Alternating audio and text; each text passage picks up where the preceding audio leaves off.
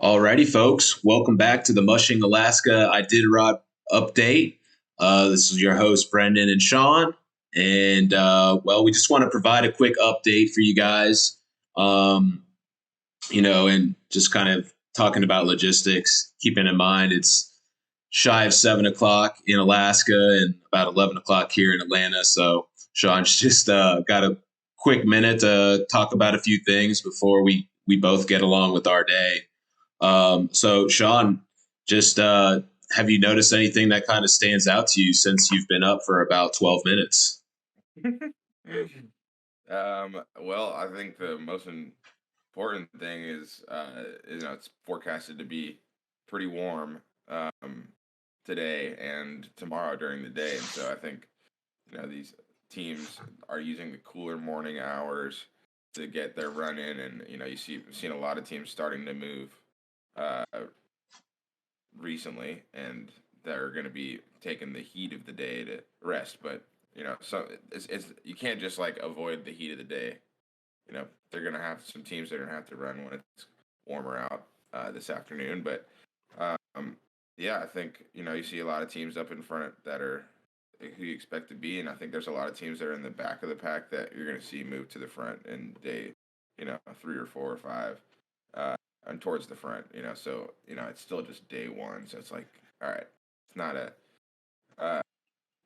this isn't what we're seeing right now is there's just so much left to unfold. Sure, sure. But that's an interesting point that you make in terms of talking about the weather. So, you were looking at the forecast and you were like, yikes. Didn't you say something about it getting like almost near 40 degrees? Yeah, let's see.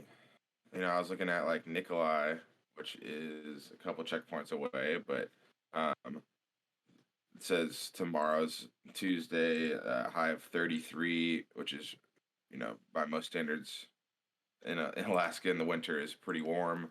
And then I looked at, Rainy Pass, which sits up at a slightly higher elevation. So sometimes you see that inversion of the temperature. So it could be even warmer in the hills. So at Rainy Pass, today it says it's going to be a high of 35. Tomorrow's a high of 34. Um, and then the lows are only 19 degrees at night. So it's going to be kind of something that changes the way that you approach this race. Yeah, it's great when the trails are hard and fast and it's cold out. You can go and run 60 miles and rest for 3 or 4 hours and you're fine. But if it's 34 degrees and you go and run 60 miles and rest 3 or 4 hours, it's fine once or twice. But eventually you're going to need to kind of maybe dial back the mileage and dial up the rest. And you also are, you know, taking extra breaks while you're moving. So you stop, the dogs roll around in the snow, they eat a little bit of it, keep them cool. Take a spot to rest that's in the and then when you rest in the heat of the day, it's kind of nice for the dogs. They just kind of are sitting there on the straw, laid out, and it helps their muscles, um, you know, recover and a little bit quicker when it's nice and warm and toasty out. So it does help for a good rest and slows you down a little bit for the running. So, I The trail guess gets a little softer too. a follow up question that I have is, like it's really technically still day one. We're not a full 24 hours in, but with the impending what we call heat, I guess for the sake of mushing in the sport, with the impending heat that's coming, do you think that kind of shifts the mindset to, okay, maybe we do longer rests during the day and longer runs at night, or like just in terms of managing that, because running your dogs through that type of heat for an extended amount of time is probably not the best thing to do, right? The dogs are pretty good at managing their body heat. So, when you run them and during the heat of the day at 30 degrees, they run slower. They kind of turn down their energy output. And so there is some self regulation going on. And of course, they've been running in warmer temperatures sometimes throughout the winter. And they're able to self regulate fairly well. you run faster at night, and it's fine for the dogs to run during the day. It's just a little bit slower, and you're gonna get better rest in the heat of the day, and you're gonna run better at night. That's everyone knows that in this race. So, however, you just can't avoid the heat of the day, dude. It's like 12 hours of the day. Right. So it's like if you're competing in this race and you're trying to, maybe you can slightly taper one run to be an hour longer. That's through the night, and maybe your rest is, and maybe you cut an hour off of your midday run, but you can't avoid the heat of the day. So you're gonna have to run through it any way you ride it. But it does slightly factor into how you're making these smaller decisions about your schedule. Certainly, certainly. Nice. Well, we're going to keep this video short, so I do want to move on and just provide a quick race update. As of this recording, again, just shy of 7 a.m. Alaska time, Nick Petit is in first place. He's 135 4 miles into the race. He is currently resting. The tracker shows that he's been resting for 16 minutes, but as you've discussed, we can kind of take that with a grain of salt. And then just right behind him, you've got a pack of a few folks. You've got Ryan Reddington and Hunter Keefe, and then Brent Sass is sniffing right behind them. Brent's currently on a rest right now, though. He went a couple miles ahead of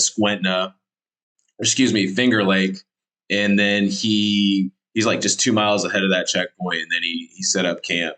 So right now, the three are Nick Petit, Ryan Reddington, and Hunter Keefe. And Ryan Reddington and Hunter Keefe are the two that are currently moving according to the GPS tracker. So that's an interesting update. We'll see how things unfold there. Was there anything else that kind of caught your eye before we wrap this up?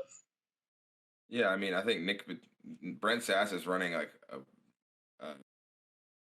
you know, I'm gonna win the Iditarod schedule. And Nick Petit is already only one day into this race, and his schedule puts him right now resting at the same time as Brent. And I think Brent's gonna be moving here, in shortly, but he's 9 miles ahead of him. Nick's laying down the gauntlet. Like, yo, I'm not, I ain't afraid of you, Nick. And Nick didn't, or I ain't afraid of you, Brent. It's Nick didn't run the Iditarod last year. He's pretty hungry. He's another guy where sometimes he can get in his own way a little bit and be by going too fast too early. You've seen it happen to him in the past. So you see him out here in the front, and you're like, all right, let's see how he does. Let's see if he's feels really good about his dog team. He's got a new generation of dogs that are 3 years old. They all ran the Iditarod last year with Jeff, who took his place because Nick got COVID at the beginning of right before the Iditarod, so he couldn't compete. And I'm also, Ryan Reddington, not surprised you see him up front. Hunter Keefe, that's someone I'm interested to see. I'd be very surprised if he's, finishing in the top 5 or top 10 because he's a rookie and he's 24.